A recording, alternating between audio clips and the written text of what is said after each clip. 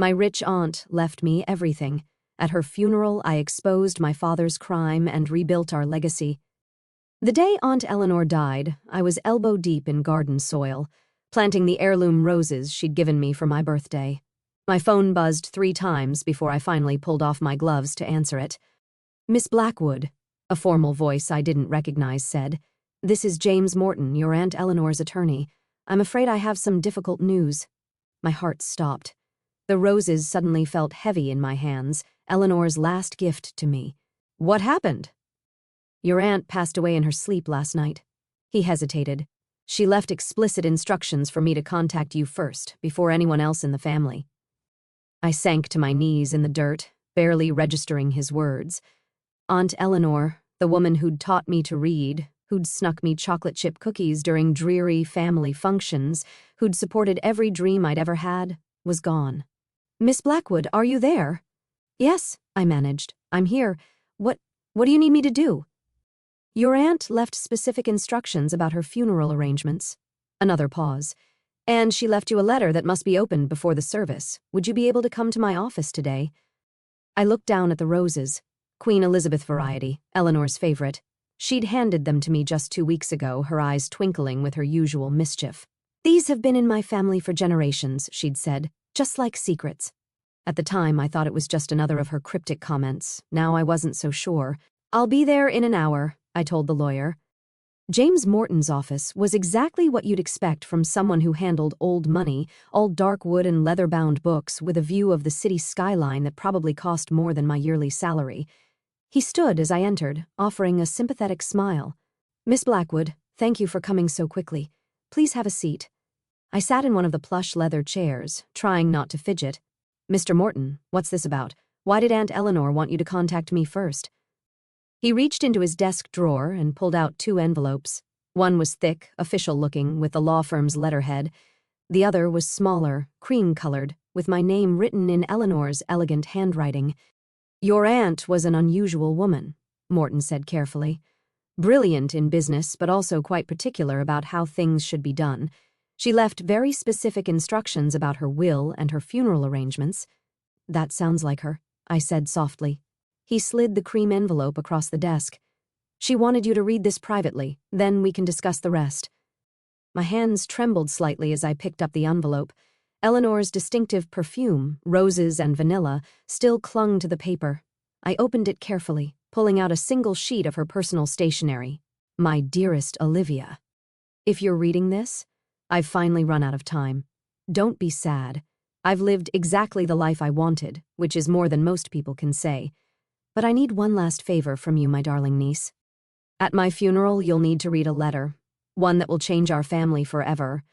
You'll find it in the hidden compartment of my jewelry box, the one I showed you how to open when you were 12. Remember the trick with the rose carving? Some people might call this revenge, but I prefer to think of it as justice. Long delayed, perhaps, but justice nonetheless. The truth is, I've left everything to you, Montgomery Industries, my personal assets, all of it. But there's one condition. You must read that letter at my funeral with the entire family present. No exceptions. I know this is a lot to ask, especially now, but you've always been the strong one, Olivia, the honest one. That's why it has to be you. All my love, Aunt Eleanor. P.S. Don't let them bury me in anything beige. You know how I feel about beige." I read the letter twice, then looked up at Morton. "She left everything to me." He nodded, opening the official envelope. Montgomery Industries, her personal estate, investment portfolios, approximately $89 million in total assets. But, as she mentioned, it's conditional on you fulfilling her final request. My head spun. Eleanor had always been generous with me, but this was beyond anything I could have imagined. What about the rest of the family? My father, my cousins? "There are some small bequests, but the bulk of the estate is yours, assuming, of course, you agree to her terms."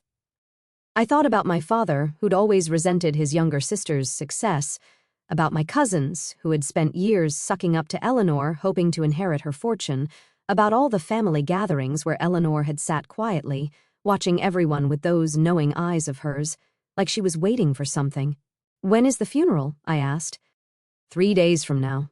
Your aunt was very specific about the arrangements. The service will be held at St. Michael's Cathedral, followed by a reception at her estate. The entire family is expected to attend. I stood up, clutching Eleanor's letter. Then I should go. I have a jewelry box to find. Morton called after me as I reached the door. Miss Blackwood, one more thing. Your aunt asked me to tell you you'll know what to do with the truth. The drive to Eleanor's estate took 40 minutes, but it felt like hours. My mind raced with questions. What was in that second letter? What secret was so important that Eleanor would make it a condition of her will? The gates opened automatically as I approached. Eleanor had given me the access code years ago, saying she trusted me more than her security system. The house was exactly as I remembered, a sprawling Victorian mansion set amid perfectly manicured gardens, with Eleanor's beloved roses climbing every available surface. Mrs. Peters, the housekeeper, met me at the door. Her eyes were red from crying. "Oh, Miss Olivia, I'm so glad you're here. She left instructions that you were to have full access to her rooms." "Thank you, Mrs. Peters. I won't be long." Eleanor's bedroom was on the second floor, overlooking her prize rose garden. Like everything else about my aunt, it was elegant but full of hidden whimsy, silk curtains in bright patterns, modern art next to family portraits, and everywhere touches of her beloved roses. The jewelry box sat on her dresser, exactly where it had always been. Beautiful Brazilian rosewood carved with intricate floral patterns. I ran my fingers along the edge until I found it, the small rose carving that concealed the release for the hidden compartment. "Third petal from the left," I whispered, remembering Eleanor's instructions from all those years ago. There was a soft click, and a panel in the bottom slid open. Inside was another envelope, sealed with wax and marked to be read at my funeral. My hand shook as I picked it up. It was heavier than I expected, and I could feel what seemed like photographs inside. For a moment, I was tempted to open it right there. But I knew Eleanor. Everything she did had a purpose. If she wanted this revealed at her funeral in front of the whole family, she must have had her reasons. I slipped the envelope into my bag and took one last look around the room. On the bedside table was a framed photo I'd never seen before. Eleanor as a young woman, standing in front of Montgomery Industries' first office. She was smiling, that knowing smile of hers, the one that always made me feel like she could see right through people's pretenses. "What did you know, Aunt?" I whispered to the photograph. "What secret was worth waiting a lifetime to reveal?"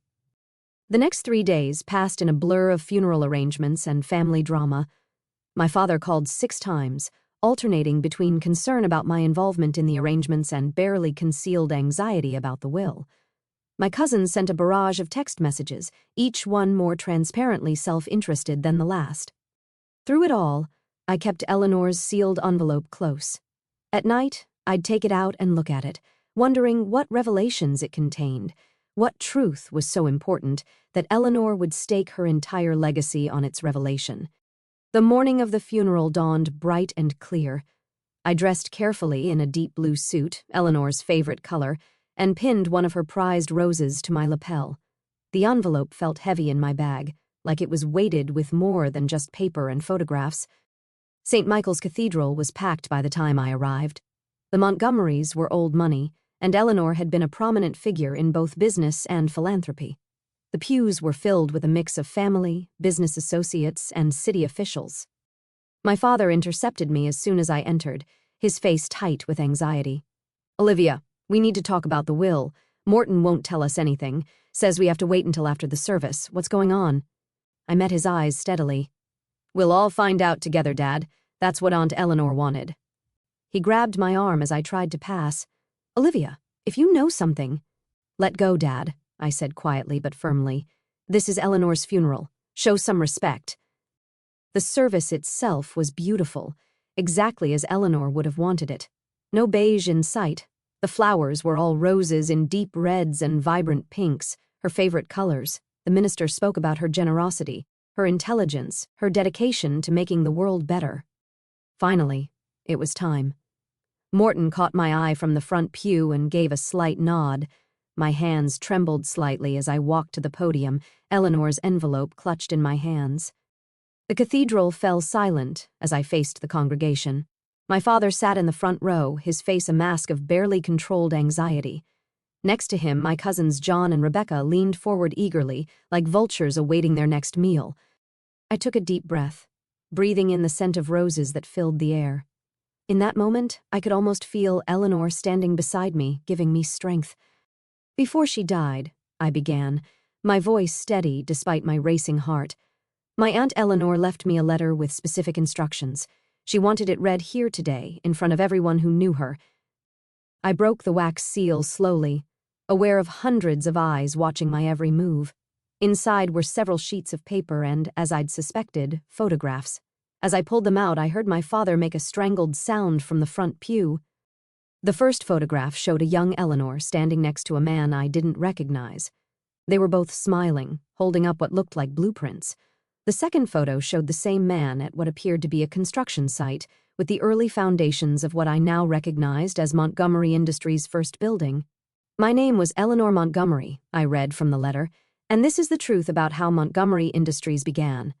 My hands were steady as I began reading Eleanor's letter, my voice carrying clearly through the hushed cathedral.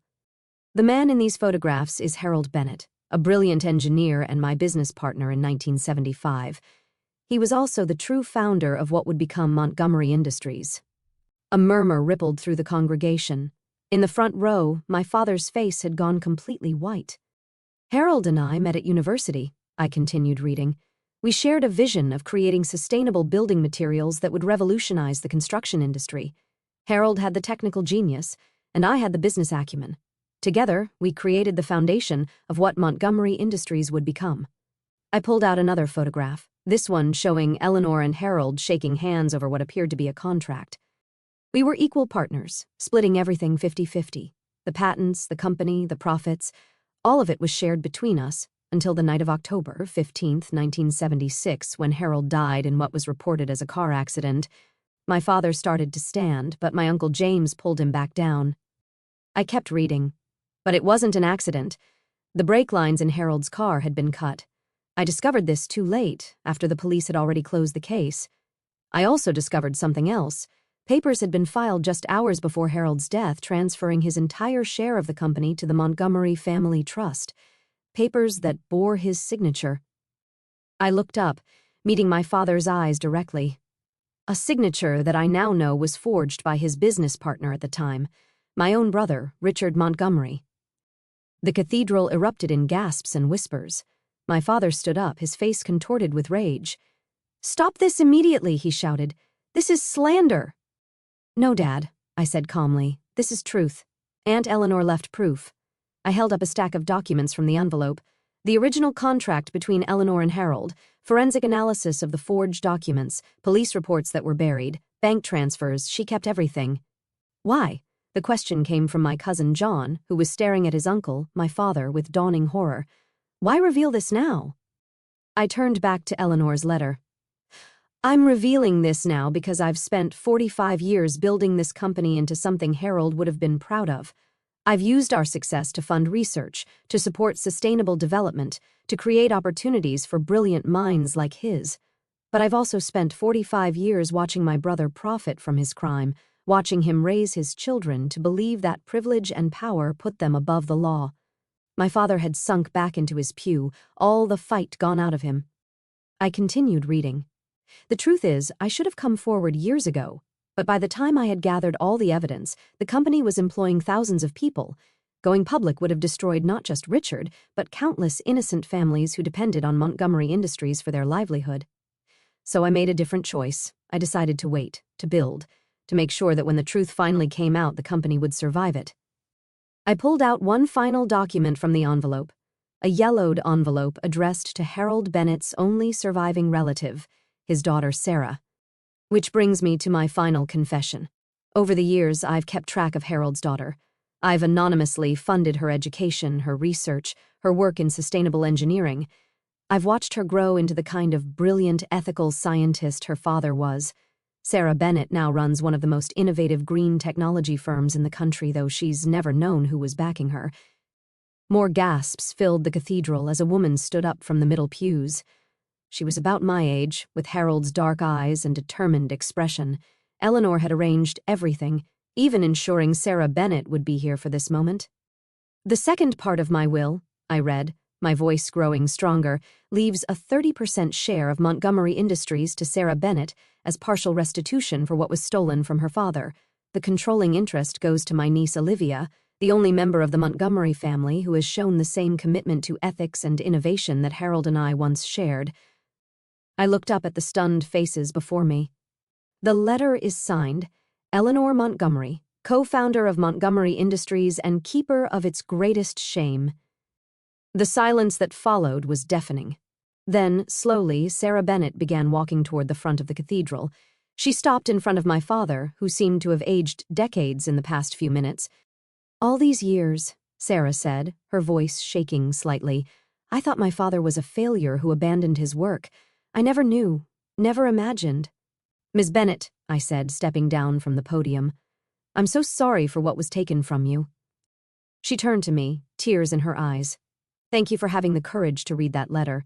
Your aunt, she was watching over me my whole life, wasn't she?" "She was trying to make things right," I said softly, "in her own way." The next few hours passed in a blur.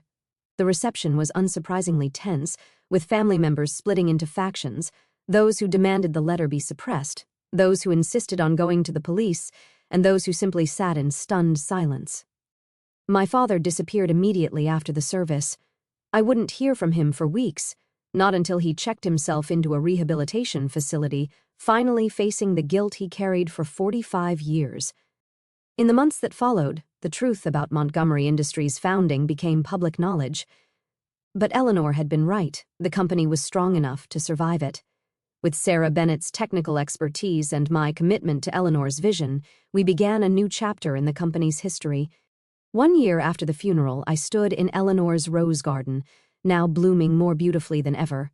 Sarah had joined me for what had become our weekly meeting, where we discussed everything from company strategy to our shared love of sustainable innovation. "You know what's strange?" Sarah said, gently touching one of Eleanor's prized Queen Elizabeth roses. "I always felt like someone was looking out for me, guiding my career from afar. I used to think it was my father's spirit. Now I know it was Eleanor." "She tried to protect everyone," I said. "The company, its employees, you, even my father, in her own way. She just couldn't let the truth die with her." Sarah nodded thoughtfully. "Do you think she made the right choice, waiting all those years?" I considered the question carefully. I think she did the best she could with an impossible situation. She turned a company built on fraud into a force for good. She made sure you were taken care of. And in the end, she made sure the truth came out on her terms. "And what about you?" Sarah asked. "Do you ever regret being the one who had to reveal it all?" I looked out over the rose garden, remembering Eleanor's knowing smile, her cryptic comments, her quiet strength. "No," I said finally. "Eleanor chose me because she knew I could handle it. She knew I'd understand that sometimes doing the right thing means facing uncomfortable truths." "She would be proud of what we've built," Sarah said, gesturing toward the Montgomery Industries building visible in the distance. "A real partnership, just like she and my father intended." I smiled, touching one of the roses Eleanor had given me, now blooming in her garden. She once told me these roses had been in her family for generations, just like secrets. But maybe it's time for new traditions, truth instead of secrets, partnership instead of power, building something together instead of taking from each other. Sarah squeezed my hand. "I think both our fathers would like that." That evening, as I sat in Eleanor's study, now my study, going over company reports, I found a small note tucked into her old desk calendar. It was dated the day she died, written in her elegant hand. "Dearest Olivia, if you're reading this, you've done what I asked. You faced the truth and handled it with grace. That's why I chose you, not just to inherit the company, but to make it better than it was, to make it what Harold and I dreamed it could be. The roses in the garden will bloom again next spring. When they do, remember that beauty can grow from even the darkest soil if we have the courage to plant it. All my love, Eleanor." I placed the note carefully in my drawer and looked out at the garden, where the setting sun painted the roses in shades of gold. Eleanor had left me more than just a company. She'd left me a chance to right an old wrong, to build something meaningful, to prove that it's never too late for truth to bloom. Tomorrow, there would be meetings and decisions and all the responsibilities that came with running a multi-million-dollar company. But for now, I sat in the quiet of Eleanor's study, surrounded by the scent of roses, knowing that sometimes the heaviest inheritances aren't measured in money, but in the weight of the truths we choose to carry. And like Eleanor, I would carry this truth with grace, using it not to destroy but to build, not to punish but to heal, creating something beautiful from the soil of the past. After all, that's what Eleanor had done. That's what she had trained me to do, and somewhere I knew she was watching with that knowing smile of hers, proud that her final secret had finally found its way into the light.